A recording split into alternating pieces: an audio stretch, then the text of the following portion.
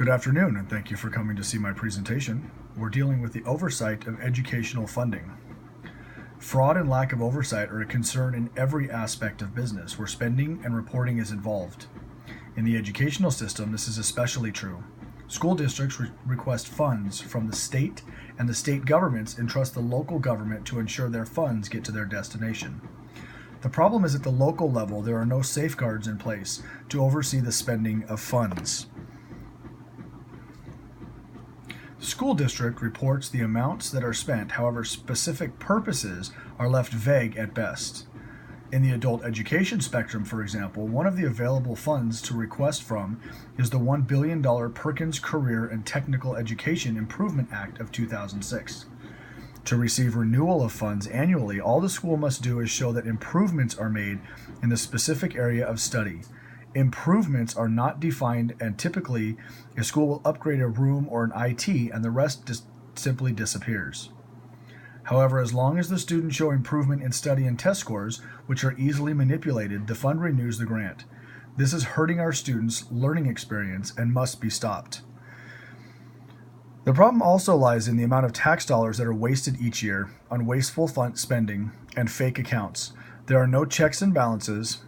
Over $500 billion in annual funds are disseminated to schools and districts from federal level on top of the local and state funds that are raised. There has been an increase in fraud cases due to funds spent away from the districts. General fund budget summary. This is from California alone, and it is in millions, from 2012-13 school year to 2013-14 school year. The prior year balance, as you can see from 2012 to 2013, was $1.6 billion. In 2013-14, $872 million. There were $98 million versus $97 million in revenues and transfers.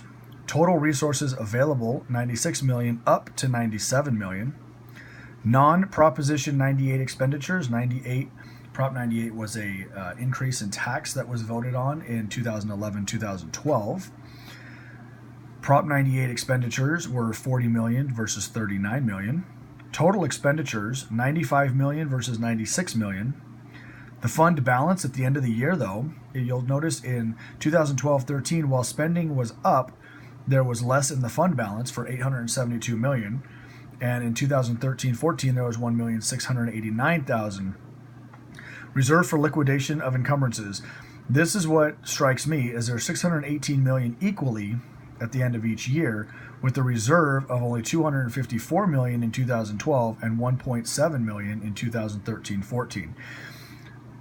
The numbers don't add up, and in some places, funds were put in areas that could not be located, and this has been why there's been an increase in the fraud cases and investigations that have been going on. Total educational funding in the state of California from 2013 through 2016, you will notice in 2013 we had $95 billion, 2014 $96.2 billion, 95 there was $101 billion, and $103 billion in the 2016 school year.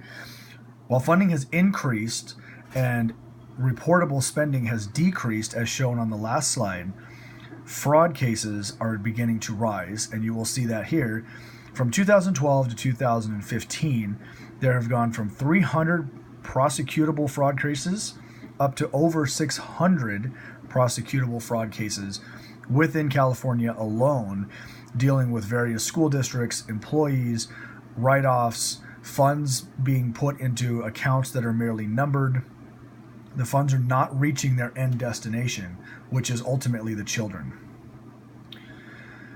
There are many solutions, many ideas, things that people and prosecutors and local government agencies have looked into and have tried to arrange.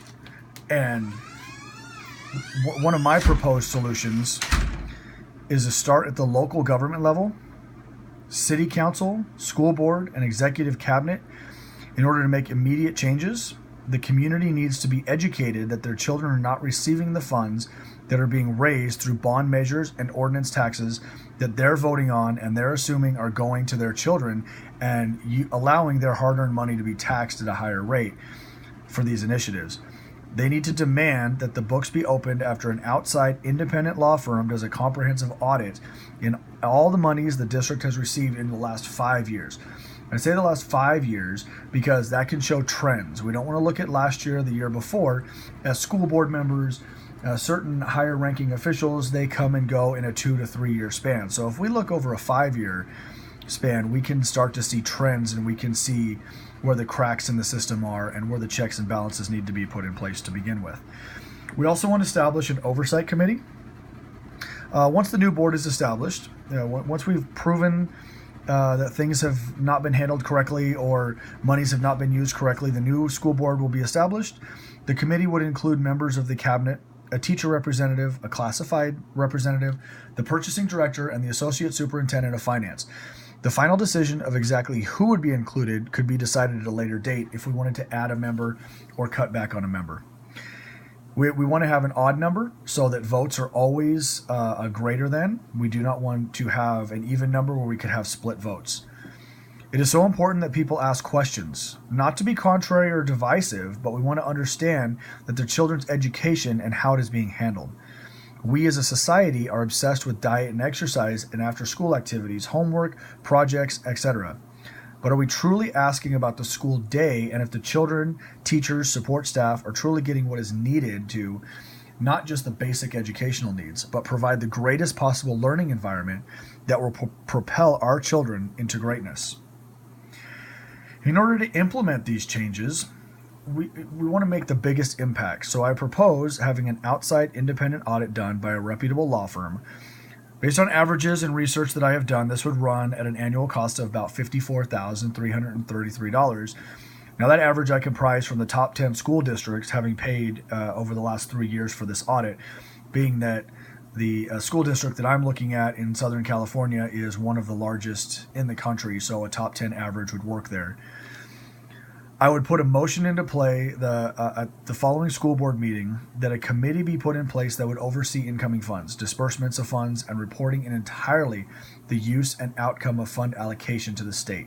I would recommend a comprehensive audit every 3 years to ensure the committee is held accountable. We don't want to wait 5 years for a trend to take place. We want to hit these sooner rather than later, and based on the cost, between 1 and 3 year annual, biannual, triannual audits would probably be better. The more the better in this situation. But to start, I say every 3 years. I will also work with local city council and school board to make sure that the correct, honest, and ethical leaders are chosen for such important roles within the school district. This could include working with the Personnel Commission to develop more stringent searches for higher level employees. Could even do a nationwide search instead of looking from within. One of the biggest problems I've noticed is that people are being promoted or put into positions from within their own bubble, from within their own network of people, and these people are part of the problem. These people have agreed to funds, have agreed to purchases, have agreed to improvements that the funds actually don't end up with the children. They do not end up where they are intended, and so we're just perpetuating a cycle by allowing people from within the corruption to continually move forward in those positions. To evaluate the solution, what I would propose is that we do a process map, and in that process map, we can keep track and have continued transparency throughout the entire reveal process. The process map will have input from all involved and will have 100% approval before it's rolled out. What I mean by that is the current board that is replacing the corrupt board members or the corrupt members of the committee.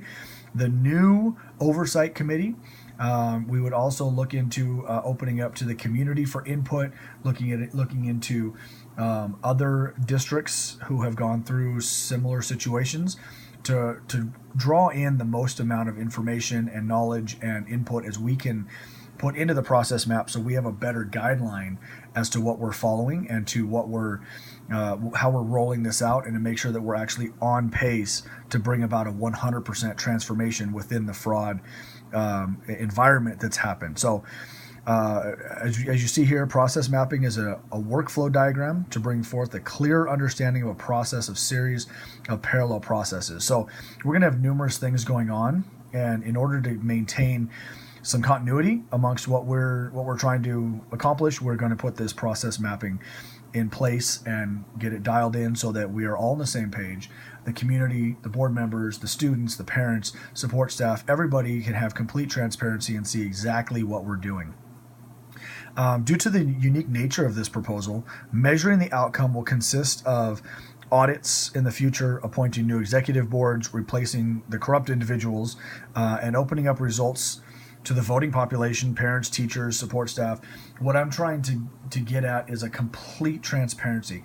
I don't feel there's any need to hide purchases or to put numbered accounts on board meeting minutes, simply because there's too much vagueness that goes on there. If there's, for example, a numbered account that received a $10,000 approval for spending from the board minutes, and that goes into from the board meeting, and that goes into the minutes, how do we find out what that account is connected to? Because more often than not, if in typical districts, if it's under a $15,000 number, then there is no need to have competing bids put in. There's no need to have there's no reason to have further investigation into the funds. It's just approved, and it can very easily become board members, teachers, upper level staff, directors that are creating businesses, LLCs, if you will, and attaching an account to it, and then receiving large amounts of money for very minimal service that they've done. So that's kind of what I'm trying to get at, is complete transparency. And once you open up all the books and all the accounts, it's sad to see the amount of fraud that's come in. Key performance indicators, the KPIs, help measure and manage the most important processes in the organization, which in turn provides a measure of organizational progress against goals. We're going to put into place key performance indicators, which will then show us what we've done, how we are improving, and also areas that need continued improvement. So I thank you for listening to my proposal. Thank you for taking some time and just beginning stages of understanding of what your children, what your nieces, nephews, grandchildren, family, friends, just the monies that are not actually getting to where they need to be. There's so much fraud in our community. There's so much fraud at every level of business. I feel our children deserve the best, and by doing this and bringing some of this to light, we truly can make a difference. And in areas where funding is hard to come by, where children of low-income communities are struggling to bring in new textbooks every several years, we need to make sure that this fraud has come to an end, so that every student in every district, no matter their demographic, no matter their financial background, who cares? It all comes down to them getting the money that's deserved so they can have the greatest learning experience. Again, this is Dave Hooper, and I thank you for your time.